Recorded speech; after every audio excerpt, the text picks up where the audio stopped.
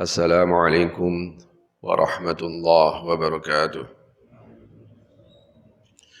إن الحمد لله نحمده ونستعينه ونستغفره ونستهديه ونتوب إليه ونؤمن به ونتوكل عليه ونعوذ بالله من شرور أنفسنا وسيئات أعمالنا. من يهده الله فلا مضل له ومن يضلله فلا هادي له. أشهد أن لا إله إلا الله وحده لا شريك له وأشهد أن سيدنا ونبينا محمدا عبده ورسوله. اللهم صل وسلم وبارك على سيدنا محمد وعلى آله وصحبه أجمعين.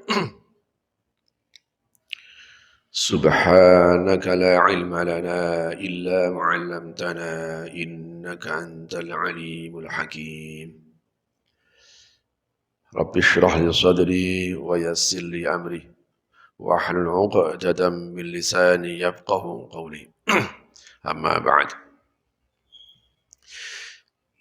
Bapak-bapak, ibu-ibu, jamaah ulah subuh rahimakumullah. Alhamdulillah, pagi hari ini kita ditakdirkan bisa bertemu di tempat yang mulia, di sebuah majelis yang mulia. Semoga pertemuan ini senantiasa mendapatkan ridha dari Allah Subhanahu wa taala. Amin ya rabbal alamin. Jamaah sekalian rahimakumullah. Pada kesempatan pertemuan hari ini saya akan sampaikan satu kaidah yang disebut dengan al-wujuh wan nadhair.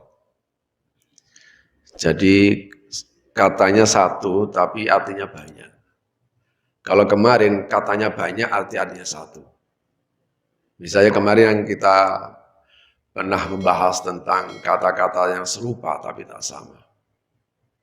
Ketika Bapak bilang baik, bahasa Indonesia lawannya buruk. Tapi kalau dalam bahasa Al-Quran, baik itu ada hasanah, baik. Ma'ruf itu juga baik. Khair itu juga baik. Albir itu juga baik. Kalau memang kita masukkan al-haq, yang benar itu juga baik.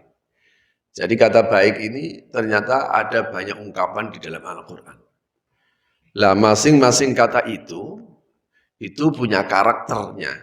Sehingga dia punya antonim masing-masing. Ma'ruf antonimnya adalah mungkar. Hasanah lawannya adalah sayyi'ah. Al-khair lawannya adalah asyar. Al-haq lawannya batil. Soleh lawannya fasad. Yang tidak punya lawan itu adalah al-birru. Al-birru. Tidak ada lawannya. Tidak ada antonimnya dalam Al-Quran. Kenapa? Karena al-birru itu adalah kebaikan mencakup semuanya. Makanya Allah menyifati dengan barrur rahim. Maka kata ini juga digunakan oleh Al-Quran untuk berbakti kepada orang tua. Wa barram biwalidayh atau birrul walidain. Karena memang kebaktian atau berbuat kebaikan kita kepada orang tua itu luas dan seluas daratan. Makanya Al-Quran menyebutkan al-barr wal bahr. Al-barr itu bisa berarti daratan, lawannya al-bahr. Oke. Tapi ada satu kata dalam Al-Quran, sebutannya sama, tapi memiliki arti yang berbeda-beda sesuai dengan konteks. Salah satunya misalnya, yang paling gampang saja, sholat. Kalau Bapak dengerin kata sholat, yang kebayang dalam benak Bapak apa? Ya sholat itu. Sholat bisa sholat bentuk kata bendanya, ya kata kerja ya sholla yusolli. Memang ini yang namanya Dalam bahasa Arab namanya masdar. Masdar itu simai. Simai itu kata yang tidak beraturan, maksudnya tidak sesuai dengan urutan. Salat itu ya salat, tetapi ternyata di dalam Al-Quran memiliki banyak makna. Antara lain, ketika aqimus shalah atau yuqimunas shalah, mereka mendirikan salat. Atau aqimus shalah, dirikanlah salat. Ini mungkin yang paling banyak kita temukan. Maka para ulama menyebutkan bahwa salat yang dimaksudkan di sini ini adalah salat 5 waktu. Makanya dia menjadi ciri untuk membangun hubungan baik kepada Allah. Padahal kita tahu sholat itu ada yang tidak sholat 5 waktu, ada sholat sunat, kan gitu, ada sholat mayit. Gitu. Tidak bisa dibayangkan kalau seandainya kata ini tidak dipahami sesuai dengan konteks. Makanya aqimus shalah wa atuz zakah di dalam beberapa ayat itu untuk menggambarkan sebagai satu pola hubungan, sebagai wujud hubungan manusia dengan Allah, hubungan baik manusia hamba dengan Tuhannya itu ditunjukkan dengan aqimus shalah. Senantiasa mendirikan sholat. Makanya menggunakan aqimu. Aqimu itu tidak melaksanakan, tidak if'alus sholat.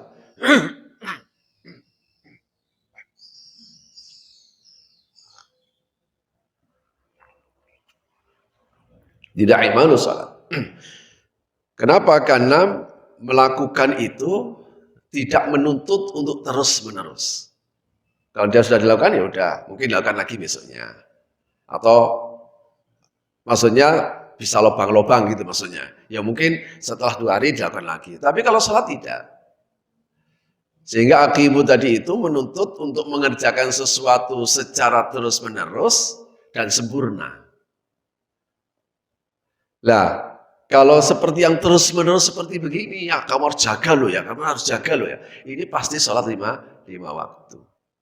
Makanya ini menjadi ciri bahwa manusia itu baik dengan Tuhannya ya cuma senantiasa dia mendirikan sholat 5 waktu. Wa atuz zakahnya sebagai perbandingan dari aqimus shalah sebagai wujud hubungan manusia dengan sesama. Karena memang manusia itu punya realitas ilahiyah dan realitas sosial di dalam dirinya. Dia sebagai makhluk bertuhan, makanya harus dijaga hubungannya dengan sholat tadi itu. Makanya tidak seperti aliran kepercayaan. Yang penting kan saya eling dengan Tuhan. Nah itu ada pola untuk menjaga hubungan tadi itu. Itu yuqimus shalah. Ada juga misalnya di dalam surah Al-Maidah, tahbisunahuma min ba'dis shalah. Tahan dulu mereka sampai selesai sholat. Nah ini selesai sholat ini kan kemudian macam-macam, Pak. Ini tuh kasusnya itu tentang aturan wasiat. Tentang wasiat. Kalau melihat konteksnya, konteks ayatnya, sholat itu bisa macam-macam di sini. Tahan, kan ini wasiat harus disaksikan oleh orang yang adil. Kalau bapak berwasiat supaya tahu itu wasiat, itu ada orang yang harus menyaksikan, orang adil. Mau dilaksanakan sebentar, entah aja, tunda dulu sampai selesai sholat. Setelah sholat saja. Nah ini setelah sholat ini kan bisa macam-macam. Bisa selesai sholat subuh, sholat zuhur, asar, maghrib, isya. Tetapi dalam riwayatnya adalah setelah sholat asar. Setelah sholat asar. Kenapa? Alasannya sederhana. Kenapa demikian? Karena biasanya setelah sholat asar itu akan banyak orang yang turut menyaksikan. Ini agak aneh. Pertanyaannya, apakah riwayat ini menjadi riwayat yang berlaku terus Atau riwayat ini Rasul memberikan seperti begini ini karena sesuai dengan konteks itu. Mereka kan pekerja di sawah. Biasanya pulang-pulang asar. Gitu. Kalau bapak pulang asar masih ada di mana? Tidak ada di rumah. Nah pertanyaannya kemudian begini, apakah kemudian kita boleh menggeser dari tafsir tadi itu? Kalau memang alasannya karena kenapa salat asar ya Rasulullah? Karena biasanya salat asar itu banyak orang yang hadir. Karena mereka sudah pulang kerja. Ya oke lah itu penafsiran yang lain. Tapi saya katakan bahwa ini as-salat, jelas-jelas salat. Tapi konteksnya menunjukkan bahwa yang dimaksudkan adalah salat asar.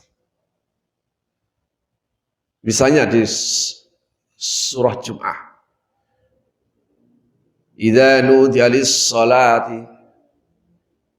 Cuma kalau ini lebih tegas karena ada qarinah, indikator, qarinah lafziyah setelahnya.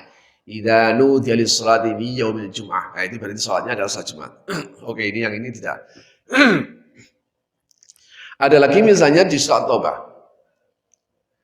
Wala tusalli ala ahadin minhum mata abadan wala taqum ala qabri. Itu At-Taubah 84. Wala tusalli ala ahadin minhum mata abadan. Kamu jangan sampai menyolatkan. Kamu sampai jangan menyolati kepada salah satu dari mereka yang mati untuk selamanya. Pokoknya jangan nyolati ya. Ini kan kasusnya kamu jangan nyolati ya. Nah, ini sudah jelas itu. Ini pasti sholatnya sholat jenazah.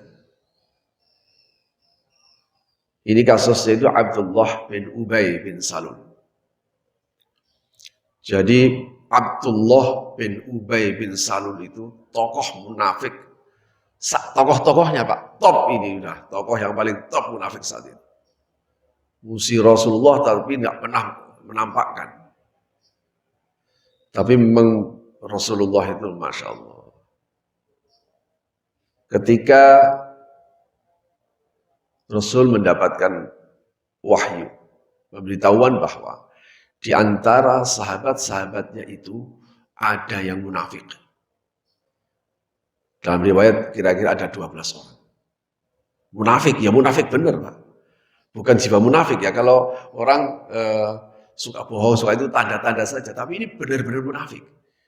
Dia memang menyembunyikan kekufurannya, menampakkan keislamannya. Terus kemudian, siapa itu? Al-Yamani. Dikasih tahu, diberitahu.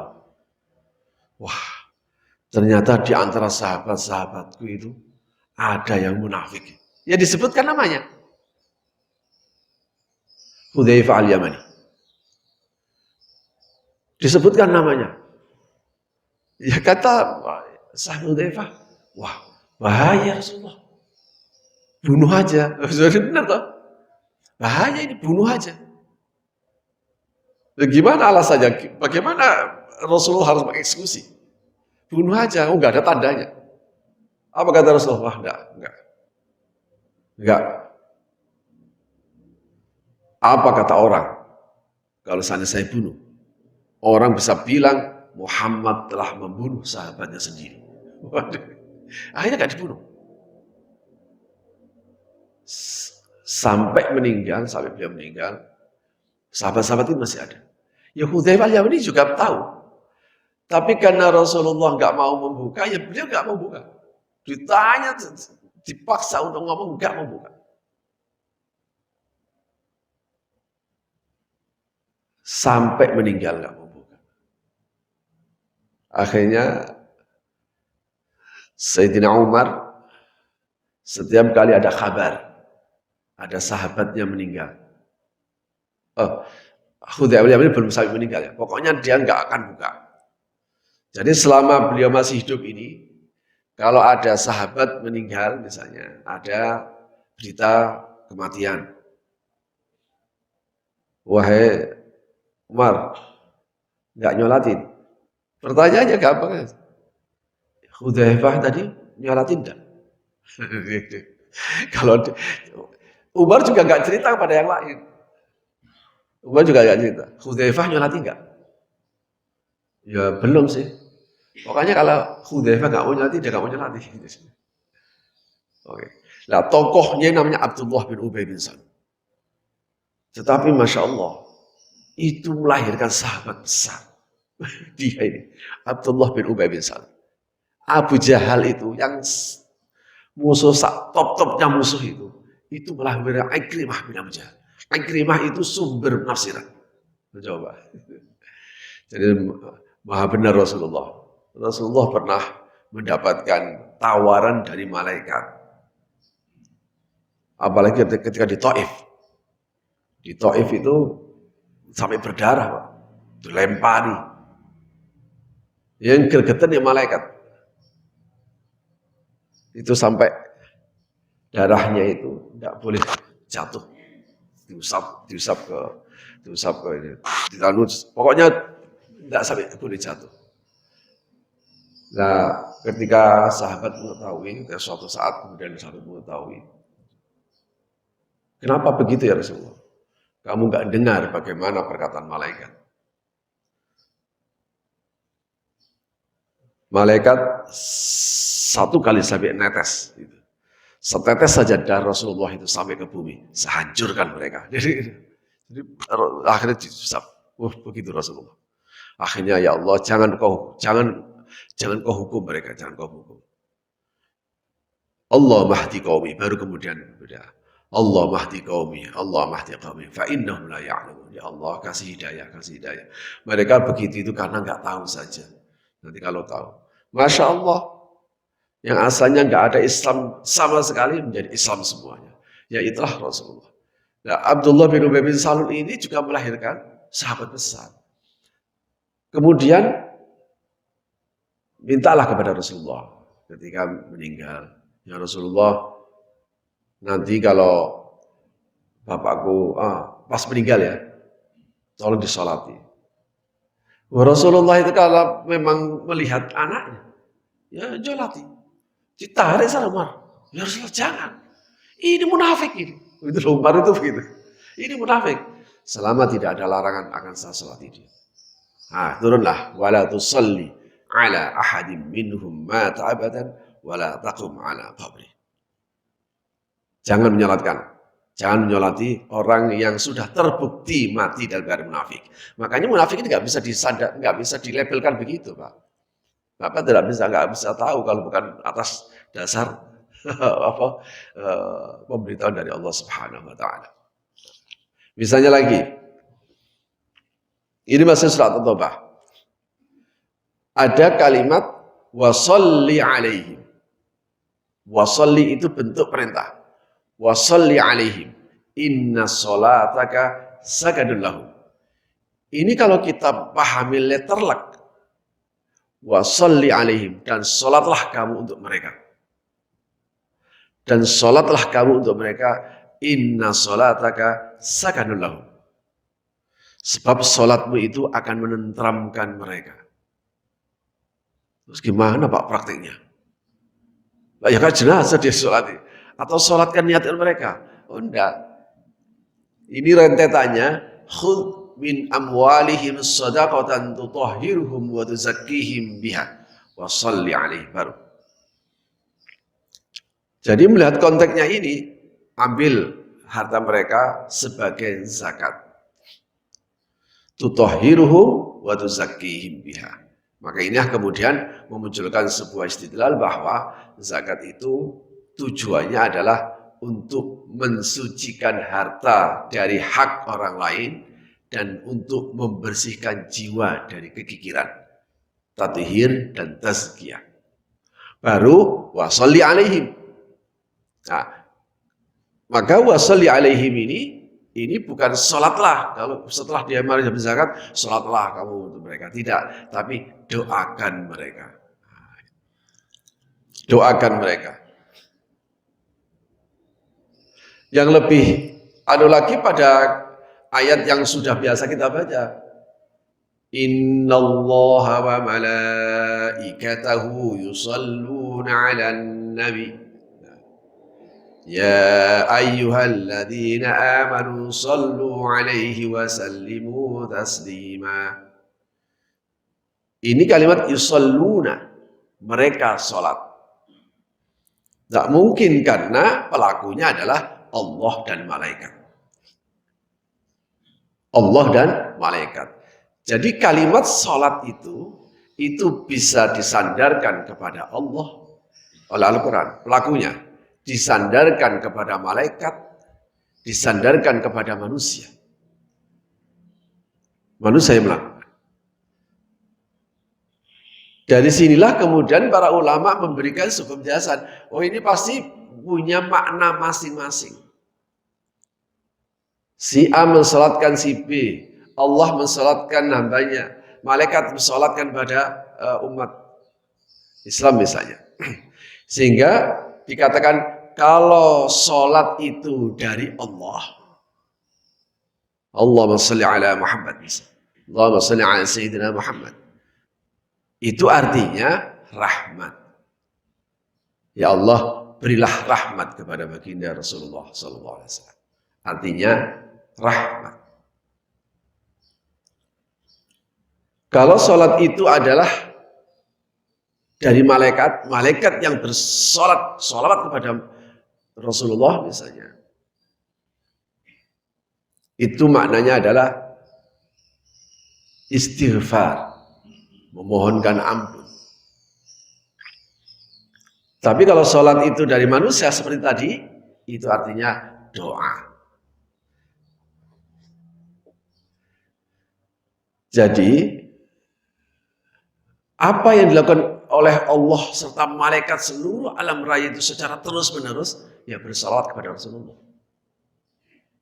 Itu dipahami dari kata yusallun dengan menggunakan fi'il mudhari'. Fi'il mudhari' itu apa ya? Kalau dalam bahasa Inggris itu misalnya go, when, gone, dia go-nya. Simple ya.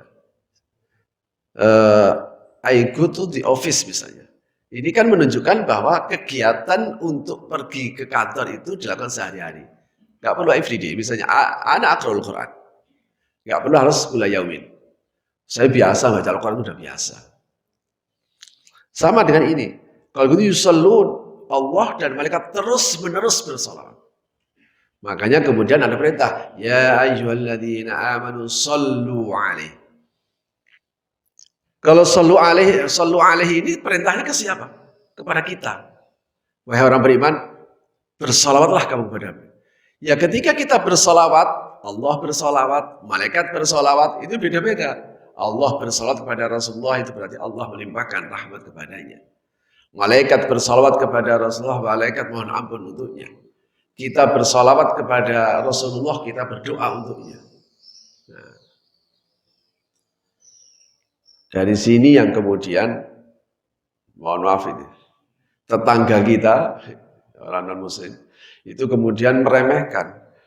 Tuh, nabimu itu masih minta didoakan. Apakah Bapak ketika bersolat, Bapak mendoakan Rasulullah? Sehingga logika kita akan mengatakan, oh wajar saja kalau Rasulullah itu kemudian masuk surga. Lalu didoakan semuanya dengan sholawat tadi. Apa Bapak mendoakan? Jadi ada cerita. Jadi dia ini diajarkan Rabbi firli wali walidayya warhamhuma kama rabbayani shaghira gitu. Rabbi firli wali walidayya warhamhuma kama rabbayani shaghira. Allah, ampunilah dosaku dan dosa kedua orang tuaku. Jadi ada anak suruh doa. Enggak, saya enggak mau doain untuk orang tua. Lu orang tua saya itu orangnya baik, suci. Oh saya yang doa, justru seharusnya saya yang didoakan oleh orang tua. Ini berarti salah. Rasulullah menyuruh mendoakan orang tua itu bukan karena orang tua kita itu berdosa. Sehingga ketika kita mengenal orang tua kita suci, nggak mau berdoa untuknya, tidak. Doa kita itu sebagai bentuk rasa terima kasih. Makanya Rasulullah itu nggak butuh doa kita. Rasul itu adalah sudah dijamin masuk surga. Kan tanpa kita doakan. Oh, beliau itu pemegang kunci surga. Justru salawat itu kita yang mendapatkan manfaatnya. Makanya kemudian seringkali digambarkan ibaratnya kamu itu memegang gelas yang sudah penuh dengan air, kamu taruh di atas kepala, kemudian dilimpahin terus, ditumpahin air terus. Kelihatannya kita menumpahkan air, tetapi sesungguhnya kita telah membasuh untuk diri kita sendiri. Makanya salawat itu pasti kembali kepada kita. Inilah yang menjadi ciri kecintaan kita kepada baginda Rasulullah SAW. Man ahabba syai'an aktsar min dzikri. Jadi ada sahabat itu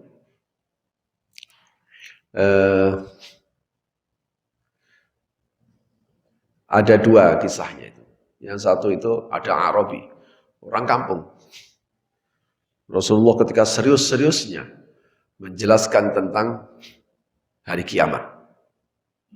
Serius-seriusnya. Ini nyeletuk. Ya Rasulullah, dari tadi menjelaskan hari kiamat, emang kapan katanya? Sahabat itu ya gak suka. Wah kurang ajar banget. Kira-kira begitu kalau Bapak hadir mungkin begitu. Kurang banget. Ya memang gak sopan. Gak sopan, orang kampung. Orang pegunungan. Ya Rasulullah, dari tadi ngomong-ngomong kiamat emang kapan? Sahabat sebenarnya udah mau ngomong, tapi Rasulullah begitulah. Memang orang mulia. Ditanya dia, kenapa? Kamu kok berani nanya kapan, emang kamu itu sudah siap? Apa yang kamu persiapkan? Ya enggak ada. Boleh enggak? Ini gak jengkelin. Nanya-nanya ketika tanya, emang kamu udah persiapan apa? Ya Allah.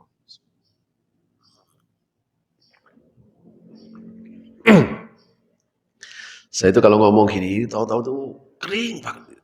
Begitu terus. Ngomong begini terus, tahu-tahu kering banget gitu. Ya enggak ada ya Rasulullah. Nah terus, saya hanya satu yang saya miliki. Saya mencintaimu. Cuma itu aja. Habis itu pulang. Jadi dia bilang, saya tidak ada apa-apa. Saya mencintaimu sepenuh hati. Ya terus pulang. Ini ciri penduduk surga ini. Oh kalau memang gitu, yuhsyarul mar'u ma'aman ahabba. Seseorang akan dikumpulkan dengan dia yang dia cintai. Nah wujud cintanya itu ya kemudian menyebutkan secara terus-menerus. Kalau riwayat yang lain, ada sahabat itu, saya ini begitu enak dengan engkau ya Rasulullah di dunia ini. Saya pulang, saya pindah Rasulullah, pergi lagi. Baru pulang itu, pergi balik lagi. Hanya untuk melihat wajah beliau. Pulang, tahu-tahu, wah Rasul gimana ya? Langsung. Assalamualaikum, alhamdulillah. Begitu terus. Terus kemudian, ya Rasulullah, selama saya masih hidup di dunia bersama engkau, saya enak. Kepingin ketemu, saya tinggal ketemu.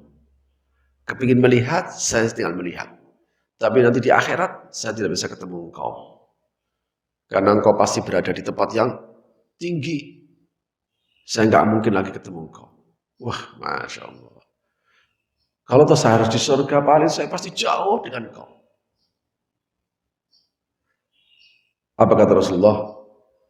Engkau akan beserta dengan engkau cintai. Ya bentuknya seperti apa? Apakah Rasulullah kemudian turun? Apakah dia itu dikasih kesempatan untuk bisa melihat? Yaitu Allah yang tahu.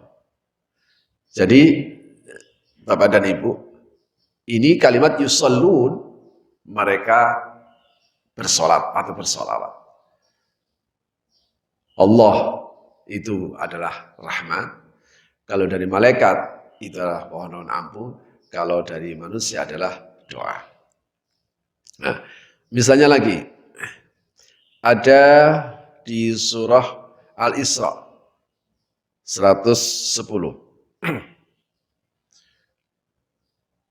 Wala tajhar bi salatika wala tukhafit biha wabtaghi baina dzalika sabila. Wala tajhar bi salatika. Jangan keras-keras kalau kamu sholat. Jangan mengeraskan salatmu. Itu kalau diterjemahkan. Wala tajhar bi salatika. Kamu jangan keras dengan salatmu itu. Yang pelan begitu. Wala tukhafit biha, tapi juga jangan terlalu pelan, kan repot. Ini kalau Bapak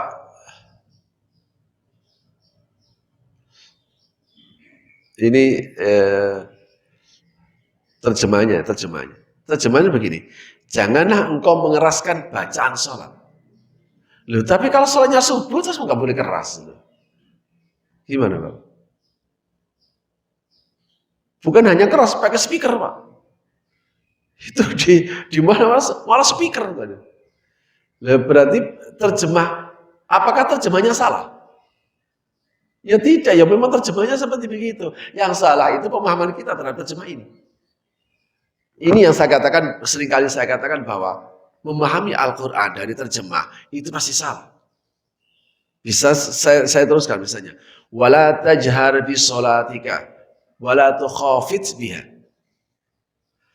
Janganlah engkau mengeraskan bacaan sholat. Wala tukhafit biha, tapi juga jangan terlalu pelan. Terus gimana Bapak memahami? Loh, sholat ini kan macam-macam. Wong sholat itu ada yang jahriyah, maghrib, isya, subuh. Kalau maghrib, isya, subuh, kalau Bapak pelan malah nggak dapat itu. Malah bukan sunnahnya. Zuhur, asar, itu justru pelan. Nah, yang seperti begini ini kan tentu saja pasti ada riwayat. Tidak ada satu larangan kecuali pasti ada riwayat yang kemudian melatar belakangnya. Kok ujug-ujug dilarang seperti begini gimana maksudnya? Wabtaghi baina dzalika sabila. Ambil jalan tengah, jangan terlalu keras, jangan terlalu lunak. Ini kalau semata-mata Bapak memahami dari jelas loh ini apa terjemahannya. Janganlah engkau mengeraskan bacaan sholat. Ini jelas. Padahal Bapak dan Ibu, riwayatnya tidak begitu. Ayat ini turun di periode Makkah. Periode Makkah, yaitu periode di mana umat Islam masih belum kuat. Periode Makkah. Rasulullah adalah sosok yang selalu pingin Al-Quran itu, suara Al-Quran harus di atas semua suara. Suara Al-Quran itu harus berada di atas semua suara. Orang kafir mempengaruhi bagaimana caranya orang tidak mendengarkan Al-Quran. Wa qala alladziina kafaru la tasma'u li hadzal Qur'an walghaw fihi la'allakum taghlibun. Orang kafir bilang, jangan dengerin Al-Quran, jangan dengerin Al-Quran. Bila perlu bikin sibuk mereka sehingga tidak sempat mendengarkan Al-Quran. Ini jelas. Wala la tasma'u bi hadzal Qur'an. Jangan sampai mendengarkan. Saat itu Rasulullah yang namanya Rasul Nabi Muhammad itu masa dia yakin bahwa Allah pasti akan menjaga. Kemudian baca Al-Quran itu banter. Loh, namanya umat Islam masih kecil dan saat itu orang-orang kafir masih kuat. Akhirnya ya dibully Rasulullah karena baca Al-Quran tadi itu. Dibully orang-orang kafir. Ya mengejek, mengacam, mencaci maki dan lain sebagainya ya. Akhirnya turunlah ayat ini. Ya Rasulullah, engkau jangan baca Al-Quran. Tapi anehnya Al-Quran itu salat. Wala tajhar bi salatika. Ya, terus Bapak mau apa? Memang begini. Akhirnya Pak, kamu jangan terlalu mengeraskan baca Al-Quran. Tapi ya jangan terlalu pelan, nanti sahabatmu menjadi tidak bisa mengambil berkah dari Quran itu. Ya sedang-sedang aja lah. Ini di periode Makkah. Ketika Rasulullah itu pindah ke periode Madinah, ya ketika di Madinah, dari sini dari itulah tiap salat di sini bermakna membaca Al-Quran. Dari sini juga munculkan berbagai perbedaan ulama tentang qiraatul Fatihah, membaca Fatihah di dalam sholat, khususnya bagi makmum.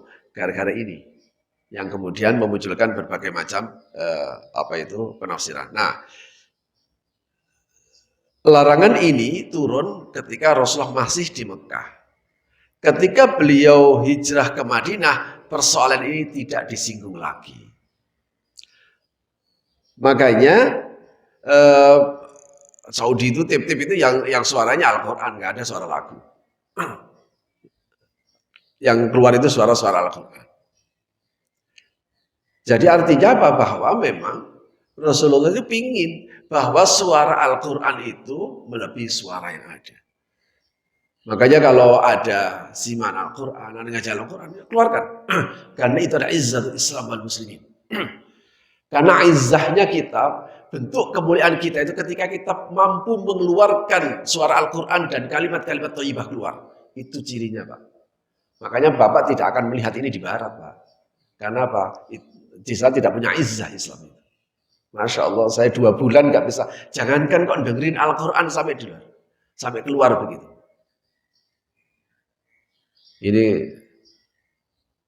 gara-gara COVID mungkin ya. Terus tidak ada yang keluar. Ini nggak keluar, Pak. Suaranya nggak keluar ya? Atau keluar? Suaranya ini loh. Oh keluar ya? Alhamdulillah. Itu memang wujud izzat Islam wal muslimin. Di Amerika itu Masya Allah, saya 2 bulan ini tidak dengar apa-apa. Masya Allah. Tapi dengar musik di mana-mana. Tidak ada dengar Al-Quran, tidak ada kok Al-Quran, kok pengajian. Adzan yang harusnya manggil orang sholat. Tidak dengar sama sekali. Wah, kok untungnya itu saya tidak tinggal di satu tempat selama 2 bulan itu. Di 20 negara bagian dari pindah. 4 hari pindah. Jadi lega saya. Bisa Bapak bayangkan, Bapak hidup di sebuah tempat tidak dengar sama sekali. Masya Allah. Telinga itu harus dengar apa? Terus telinga itu harus dengerin apa?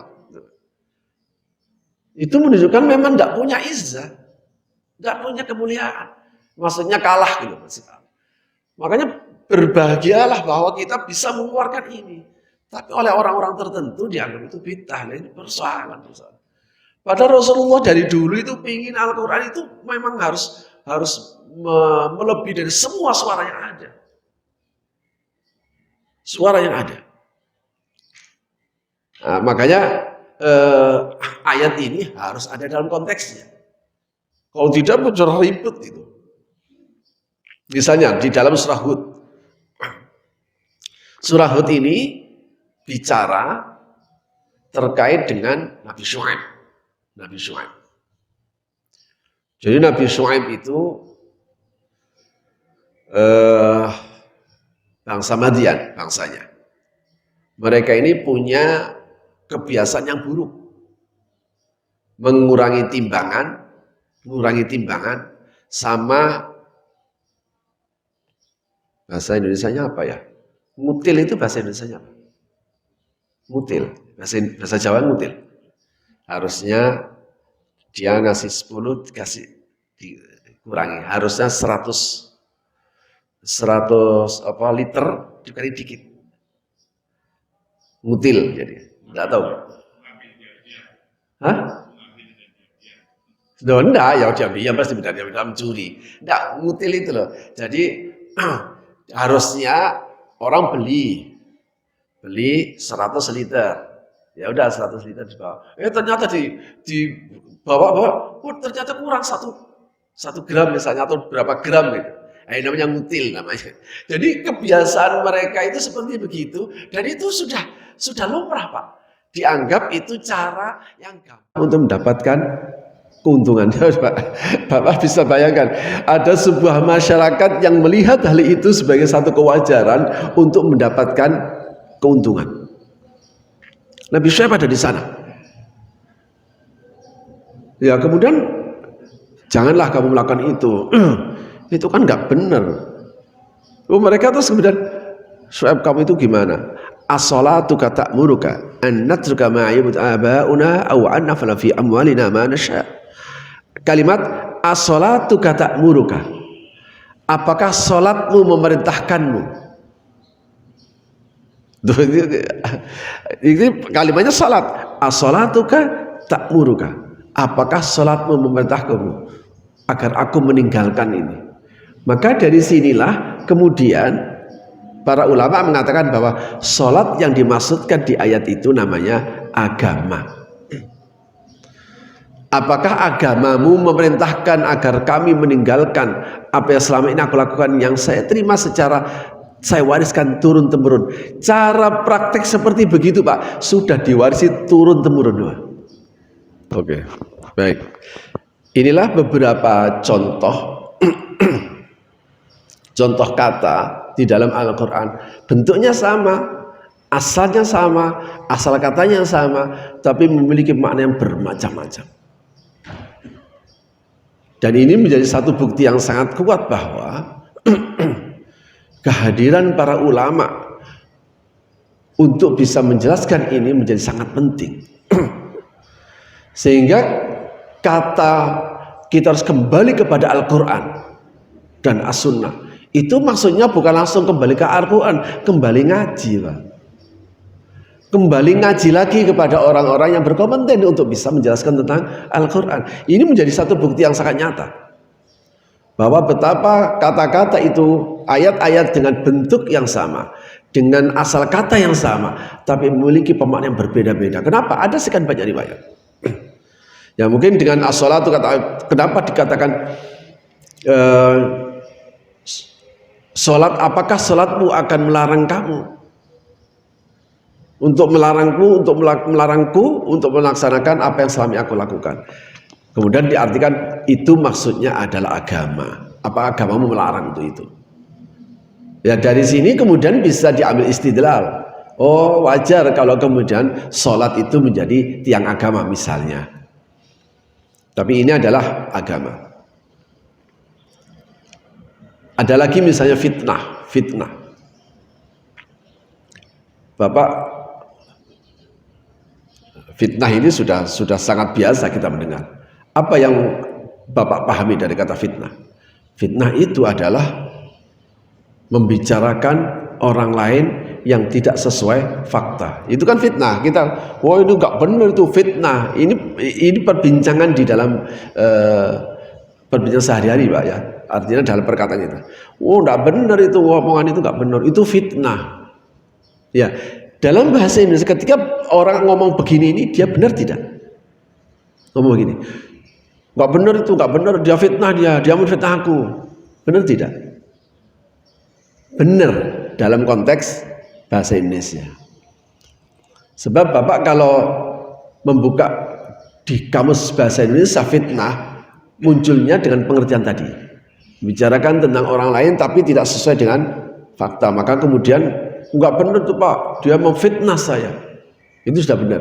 Tapi biasanya gara-gara dia ini membaca Al-Quran, al-fitnatu asyaddu minal qatl, loh gitu.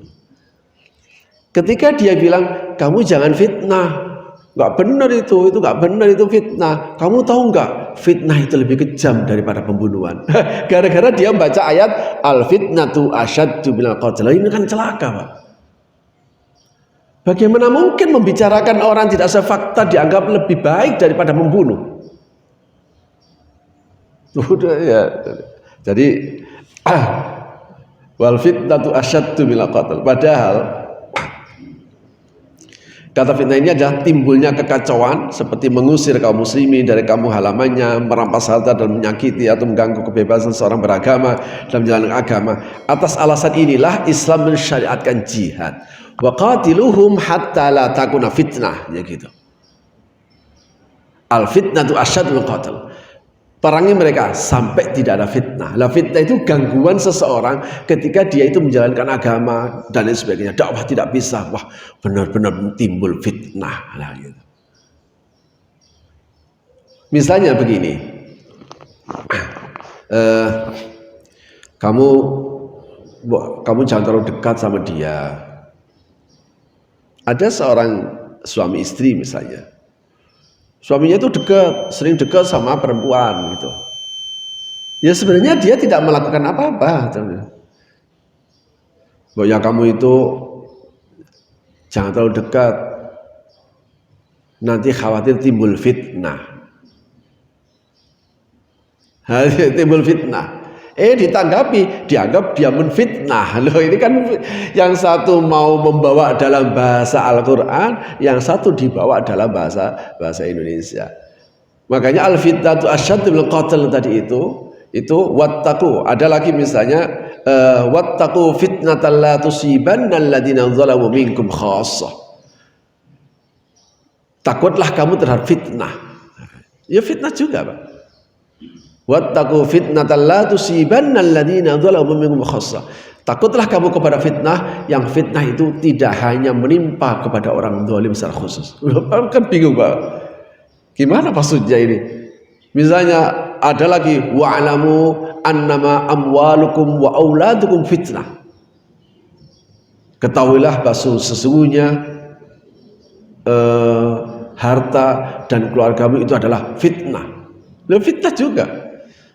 Nah, tadi wattaqu fitnatan la tusibanna alladziina zalamu minkum khassah. Hati-hatilah terhadap fitnah. Nah, fitnah yang wattaqu fitnah, hati-hati terhadap fitnah yang dia tidak akan menimpa orang zalim secara khusus. Itu bencana.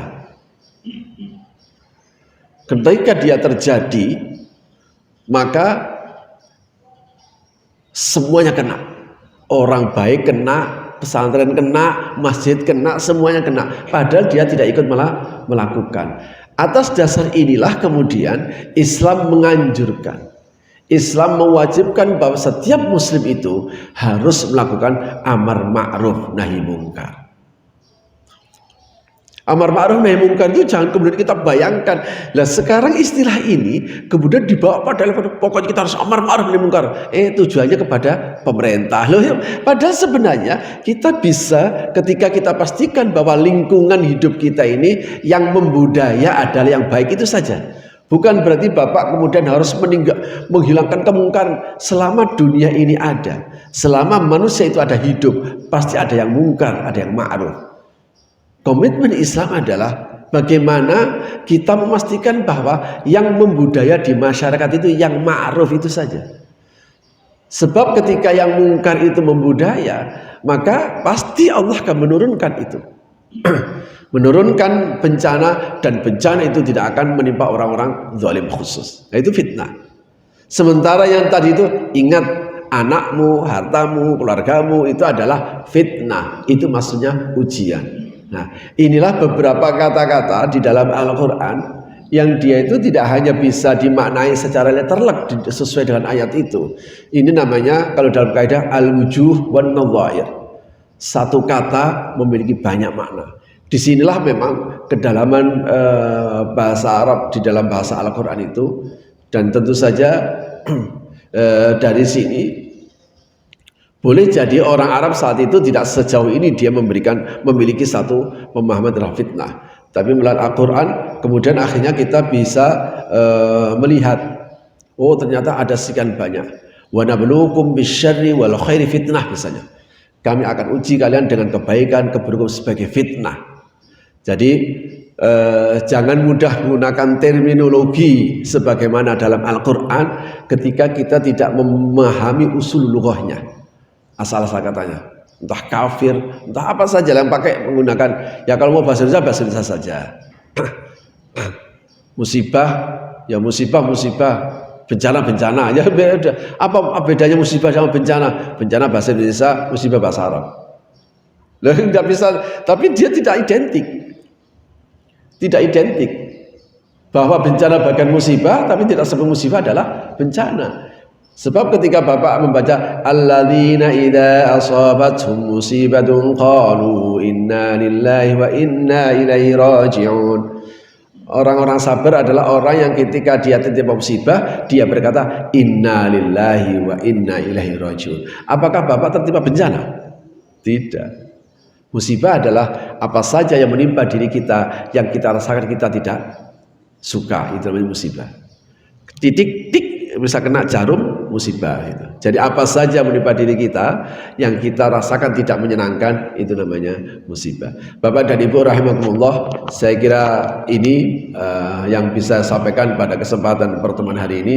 Mudah-mudahan segala apa yang kita bicarakan, kita bahas pada kesempatan pagi hari ini menjadikan satu informasi yang berharga bagi kita semuanya, menjadikan ilmu yang manfaat. Terima kasih. Saya akhir sampai di sini. Hadanallahu wa iyyakum ajmain. Subhanallahi wa bihamdihi asyhadu an la ilaha illa anta astaghfiruka wa atubu ilaik. Wa sallallahu ala sayyidina Muhammad wa ala alihi wa sahbihi wa baraka wasallam. Walhamdulillahi rabbil alamin. Wallahu a'lam bishawab. Assalamualaikum warahmatullahi wabarakatuh.